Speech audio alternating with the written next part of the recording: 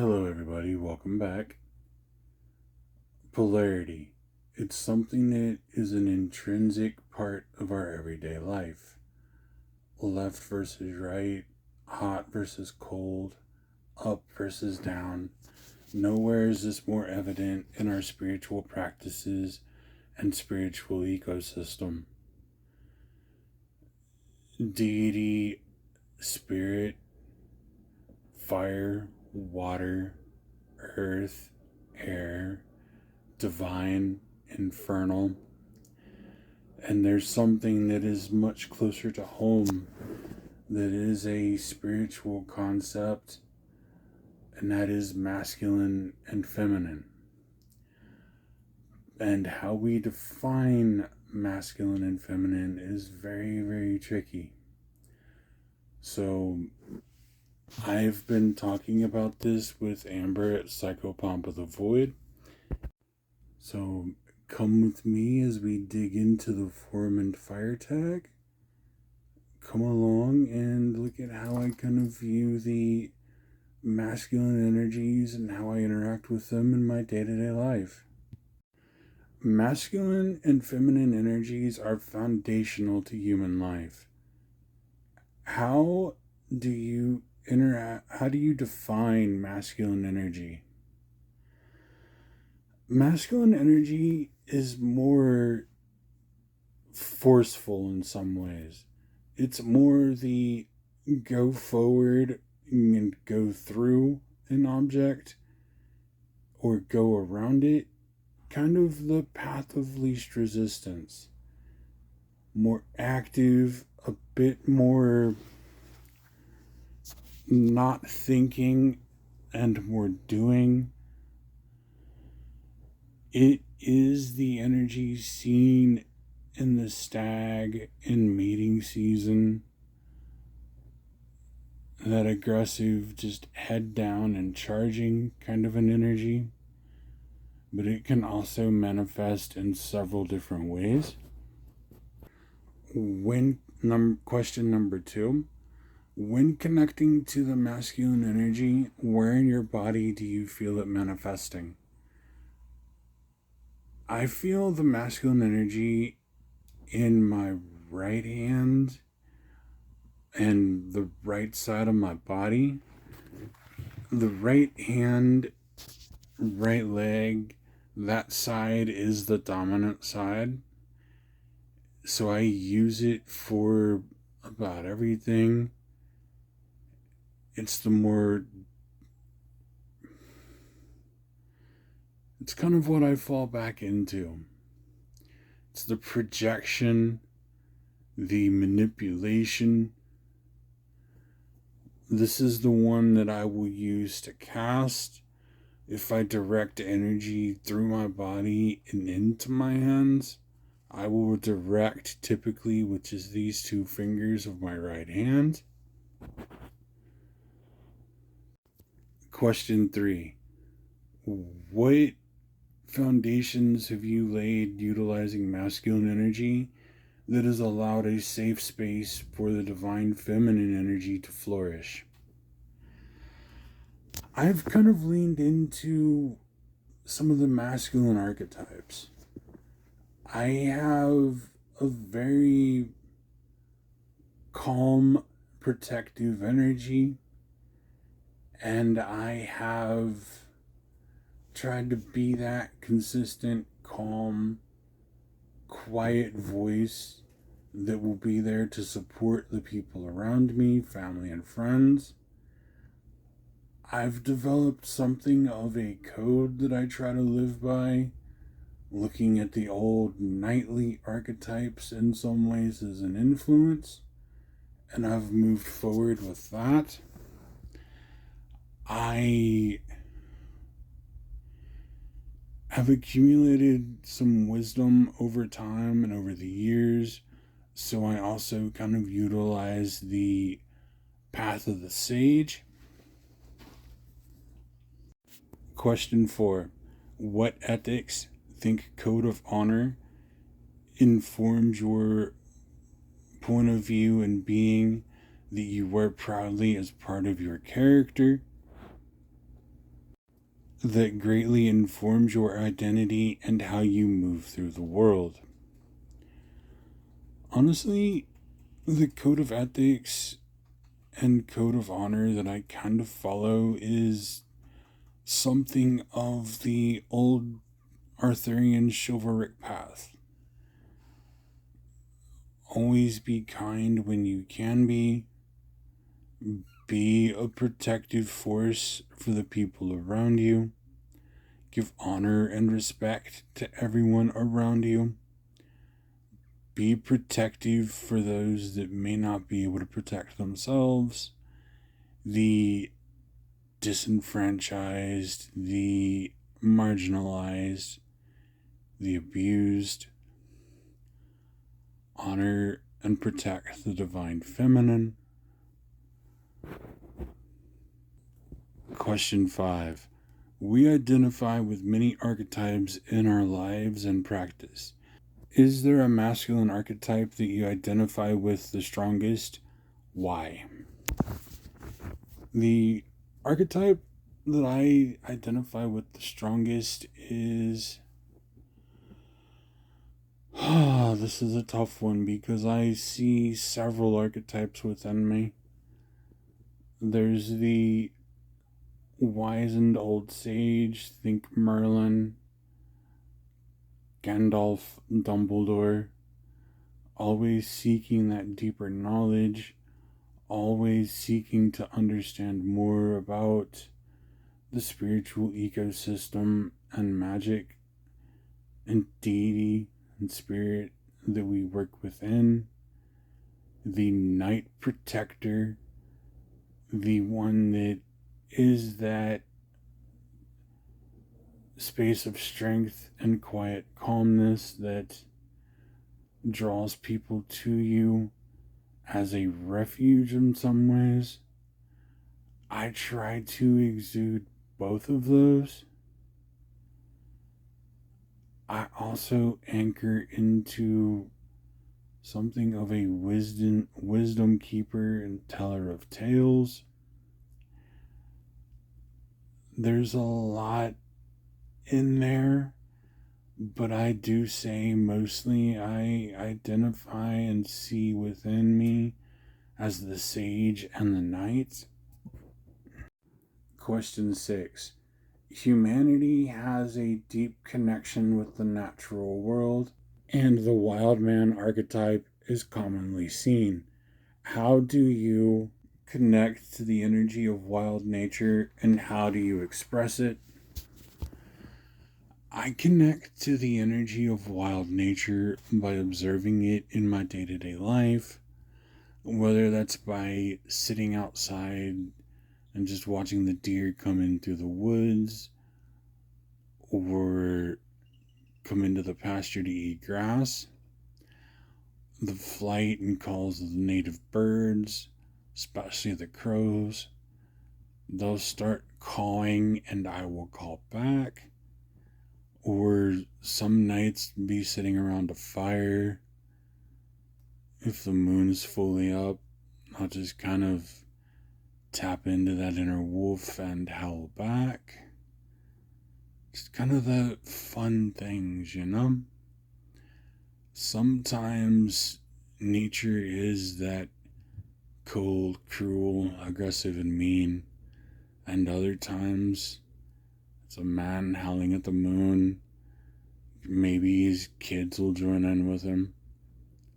But it's something in that howl, or that call to a crow that is connecting for me. It brings me closer to the natural world, the flow of those energies. Sometimes you can kind of tell in those calls what they're doing, what they're feeling, and you learn what they mean after so long watching, listening. I connect to that wild nature energy by observing, by connecting, and sometimes taking part in it. Question 7. The sage, the king, and the leader are aspects of us all. Give an example of how you connect each of these titles in your own way. Allow for the high priestess, witch, and the queen energy to come through in a strong manner. Honestly, the sage energy kind of informs all of it. The sage accumulates the wisdom that allows the king to hold space and to take up his sovereignty, his authority, and power. The leader gives him a certain charisma that will resonate within the tribe and within the family, that will allow the high priestess to come forward and to work with the flow of energy and magic within nature. The queen gets to move into that nurturing, sovereign power that she holds and that she wields so expertly. And the witch, casting those magics, weaving the elements together, connecting the energies, flowing with the world as it flows around those inner elements of self. Every role, to some degree, integrates with each other to make a more sound whole. Question 8. Rightly or wrongly, masculine energy is seen as more aggressive and forceful and active. Has there been a situation within your practice where the active masculine energy has stepped forward in a big way? Right off the top of my head, I can think of a couple. There was somebody at my wife's place of work that was really starting to creep her out. He had even made her a piece of origami art with drops of his own blood in it. And she had been telling me for some time how it was making her feel, how awkward it was making her feel. So after she had told me that, he had gave her the origami flower with his blood. I'm like, alright, here's what we're gonna do. We are going to burn that flower, and then I'm gonna do something about it. He was working as a courier for the funeral home that my wife works at. And she told me when he was out and about. So I shapeshifted into a dragon form, and then he proceeds to wreck the vehicle. Some may see this as a dark form of magic. Nah. He had been told countless times to back off, that she wasn't interested, and he didn't listen. He then tries to bind himself to her in some way. She didn't want that. So I stepped forward and I'm like, no. I am going to sever your contact with her. And I did it. He lost his job, and she'd never seen him again. The other instance was as I stepped into a role as a guardian of the land, a protector of the land and the spirits on it. There was something at my mom and dad's place that was really just affecting the energies of space. It was affecting the whole area around the house. So I do some energy work and I feel its presence. And I step into that warrior and protective mode to clear out the spaces or that creature from where it should not have been, to send it elsewhere where it was more, its energies were more suited, more fitting. In doing that work to clear the space in a more active way, it helped me develop the relationship that I hold with the genus Loki of the area I grew up in. The genus Loci of that area presents itself to me as a Native American chief. And I've sat and I've communicated with it, but not so much since I've moved away and I miss interacting with him. Question 9. The divine masculine energy is typically seen as more aggressive. What practices do you use to help temper that energy? In what ways do you use that aggression? To help kind of temper that aggressive energy, I will spend time working with energy, letting it flow through me and out, using deep, calming breaths.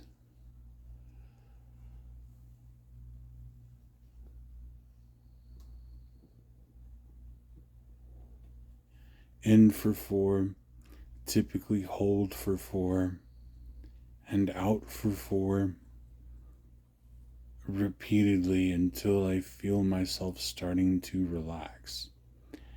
If I need to utilize that more aggressive energy, that focused energy, I will dive into a creative project. As I record this video on June 1st, 2026, I have been working heavily in a novel project in collaboration with my best friend Christina. We have completed one draft of 100,000 words for our first book, and I am now 33,000 words into our second. So if I need to focus and everything is going well with my family and friend group, I will devote time and energy into that project. It's where I can direct that divine masculine focused and flowing energy in a positive manner for me. Question 10. Where in nature do you see the divine masculine energy? Birds of prey.